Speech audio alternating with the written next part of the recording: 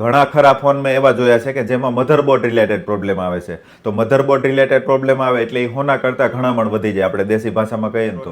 હવે ઘણા બધા મિત્રોને સ્માર્ટફોન લેવો હોય છે ને, તો એનો એક ક્વેશ્ચન વધારે હોય છે કે ભાઈ આપણે જે મોડેલ લઈએ છીએ એમાં સિક્યુરિટી અપડેટ કેટલા વર્ષનું આવશે અને સોફ્ટવેર અપડેટ કેટલા વર્ષનું આવશે.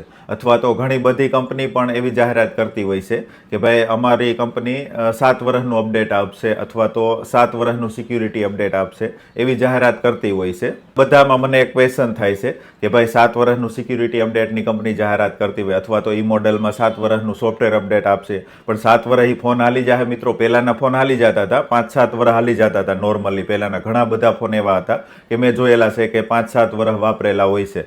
મેં પણ ઘણા બધા મોડલ 4-4 વર્ષ વાપરેલા છે. પણ મિત્રો અટાણના જે હાલના ફોન છે ને એમાં ઘણા ખરા ફોન એવા બધા છે કે જે 1.5 થી 2 વર્ષની અંદર એવો પ્રોબ્લેમ આવે છે ને કે એ ફોનને જ બદલવો પડે છે મિત્રો. 1.5-2 વર્ષની અંદર નોર્મલી પ્રોબ્લેમ આવે તો વાંધો નથી, પણ ઘણા ખરા ફોન મેં એવા જોયા છે કે જેમાં મધરબોર્ડ રિલેટેડ પ્રોબ્લેમ આવે છે. તો મધરબોર્ડ રિલેટેડ પ્રોબ્લેમ આવે એટલે એ હોના કરતાં ઘણા મણ વધી જાય, આપણે દેશી ભાષામાં કહીએ ને તો. અને મિત્રો એક ખાસ વાત, તમે કઈ કંપનીનું કયું મોડેલ વાપરો છો અને કેટલા ટાઈમથી વાપરો છો, અને પહેલાના ટાઈમમાં તમે વધુમાં વધુ કયું મોડેલ વાપરેલું જેમાં કાંઈ પણ પ્રોબ્લેમ નથી આવ્યો, તો એ કમેન્ટમાં લખવાનું ભૂલતા નહીં.